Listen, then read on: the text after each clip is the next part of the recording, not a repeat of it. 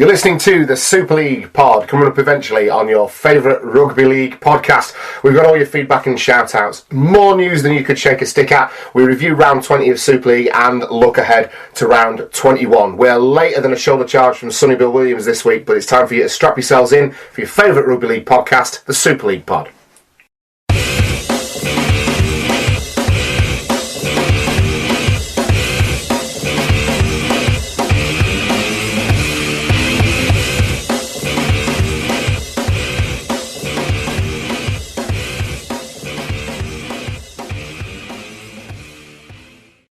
Right, hello everyone, welcome to belatedly episode 149 of the Super League pod. We're in a slightly different location from where we normally are because work commitments and gig commitments have pushed us back to a Wednesday record. So for the first time in a long time, I joined Mark in his back bedroom. It's like a trip down memory lane for us, mate. When was the last time we did a show here? It's got to be maybe early series 3.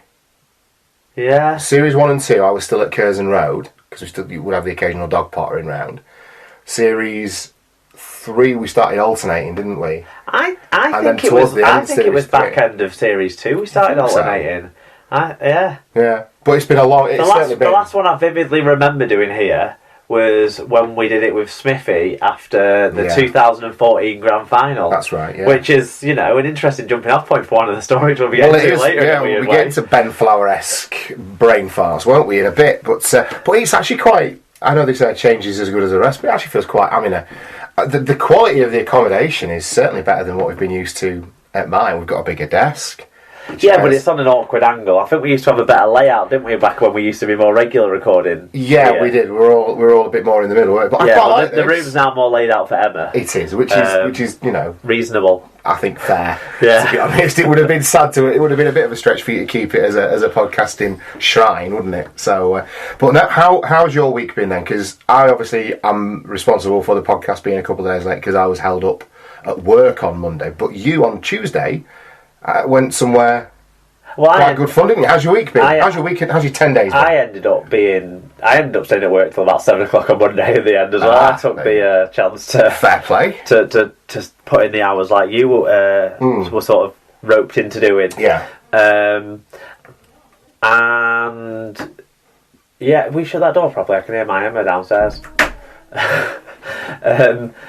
Well, I did that bit out. One of the more pleasant interruptions that we get on the podcast, to be fair. At least she's not a Yorkshire Terrier sniffing around. I went to Radiohead last night at the cricket ground in Old Trafford. So yeah, it was obviously my favourite band. As regular listeners to the show will be aware. Yeah. It was Radiohead. It was amazing. Recency bias makes me think it's up there as one of the best times I've seen them. It's the 7th time I've seen them in concert now. Okay.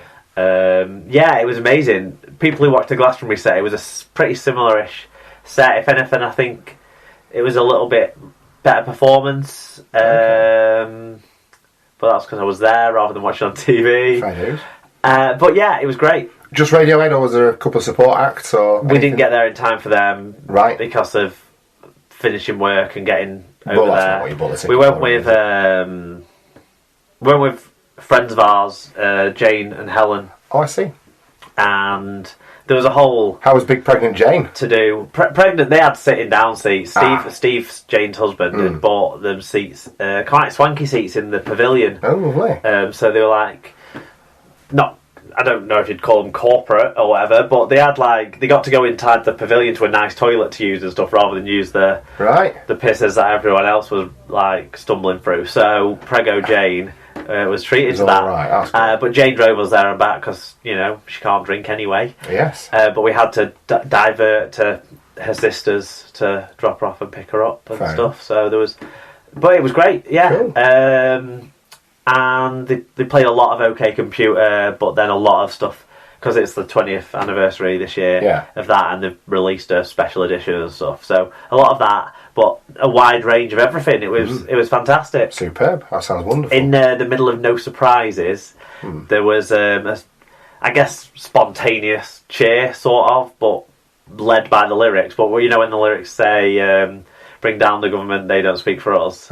Big cheer from the crowd. There you go. And then a round of Jeremy Corbyn side from the front, Glasgow style. Superb. But yeah. So a good night then, and the weather was decent for you and all that, wasn't it? Spitted a couple of times, but it was perfectly acceptable weather for Manchester, to be completely honest. Yeah, it was great. Radiohead are my favourite band, so superb. It was wonderful. What about you? You've been fantastic. To the to Southport. Of South. Yeah, that was my weekend. It seems like a long time ago now, but I on the quiet I arranged I booked a night for my Emma and I to go away to Southport to stay at the Vincent. How come your Facebook relationship status changed? I thought you were already Facebook relationshiped. No, we clicked on. We realised that she hadn't hit from pending. Oh. So it had announced from me, but I didn't know. She just said, I'm on pending. So, yeah, that changed again. She knew. She thought, well, yeah, she has. Yeah, there's nothing wrong with a bit of spotted decision making, I suppose. Yeah. But I must have made it through the rigorous vetting process. We don't spend a lot of time hanging out on Facebook, so it's not the.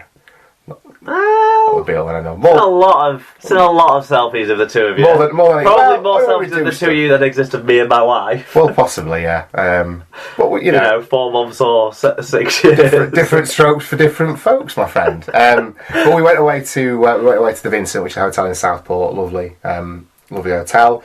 Had a nice evening meal. We were going to go to a restaurant that we found in Birkdale, but actually the menu at the hotel caught our eye, so we went downstairs and had a cocktail or two and in the residence bit, and then went for a bite to eat, and literally went to one other bar and just then enjoyed the enormous air-conditioned bedroom and a lie-in, really, and then spent the following day mooching around the Trafford Centre in Manchester, and that was it. Not just walking up the promenade. We talked about. It's got a wonderful long. We did talk about that. It's lovely, yeah. It is dead nice. But Emma quite likes a bit of shopping, and she hasn't really inflicted a tremendous amount of it on me, to be fair. So I'd suggested, well, let's go Trafford Centre and have a bit. What have you done? Have a bit of a have you done something naughty? Have a bit of a splurge on you? No. Come off it. No. I'm just a nice, thoughtful, considerate boyfriend, Mark. No, honestly, I wasn't in the doghouse at all at that point. Right, we've talked for ages.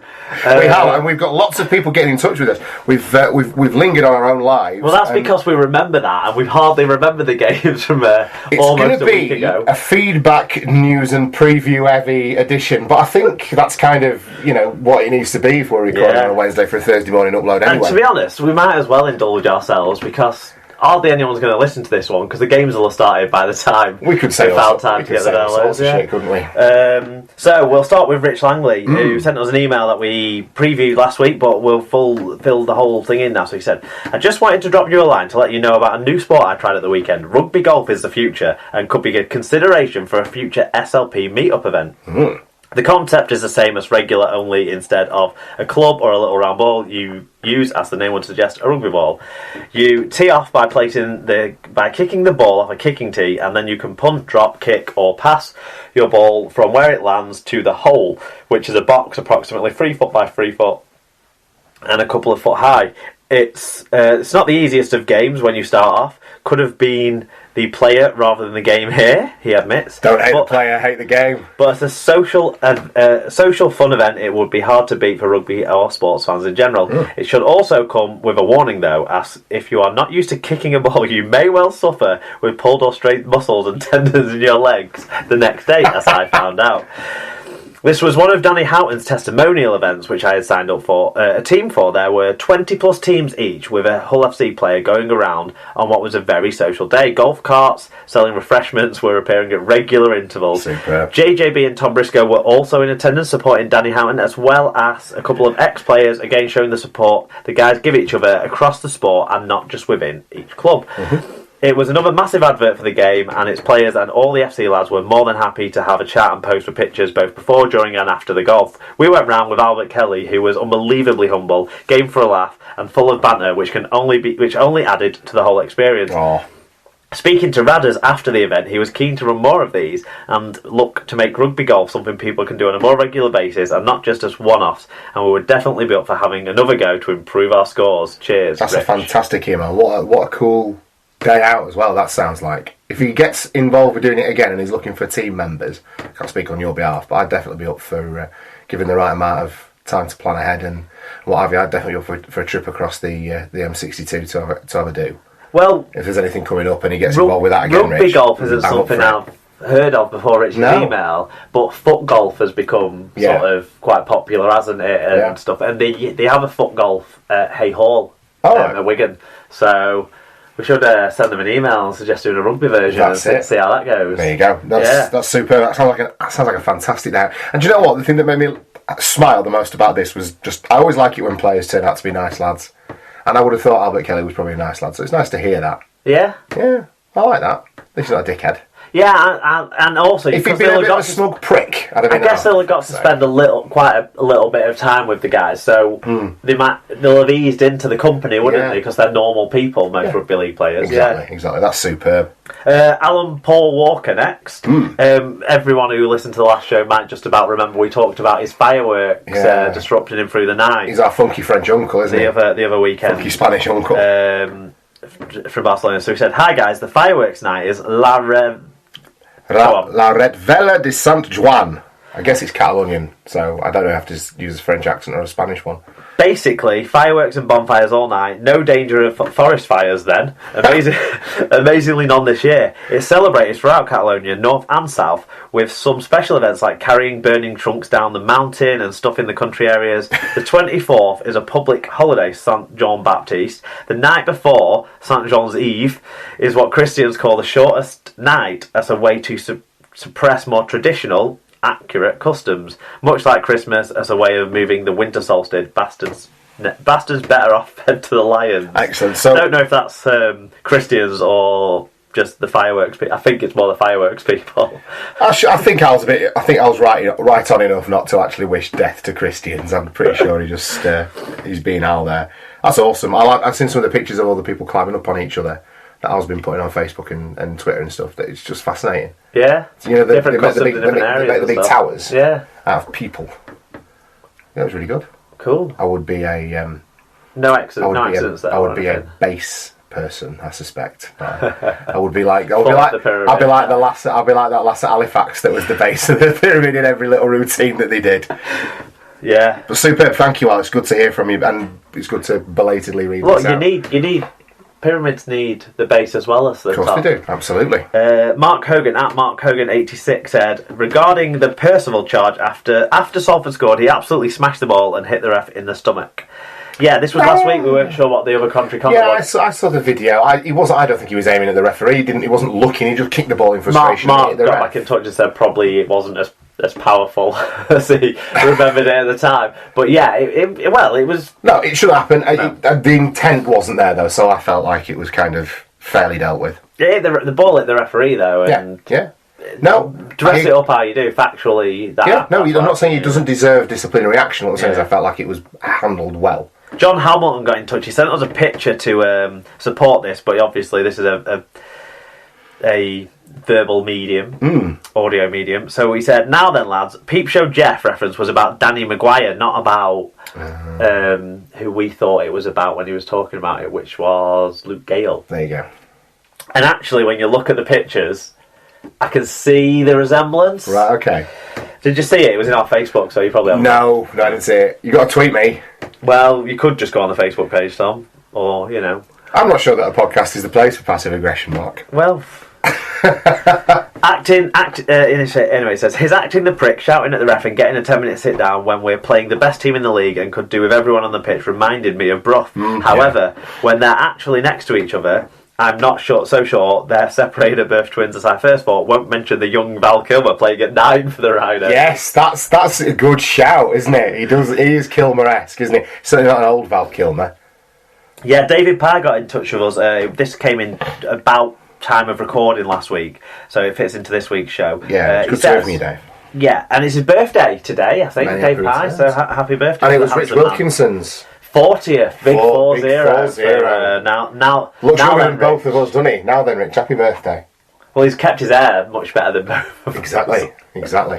That's for certain. Anyway, David Pye, happy birthday, many happy returns to you, young sir. He said, just catching up with some recent pods and listening now to your referee comments, and glad to say I agree.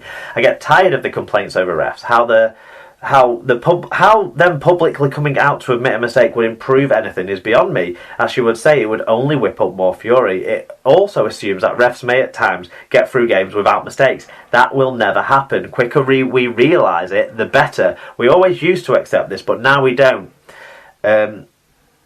Partly, in my opinion, due to social media and complaints from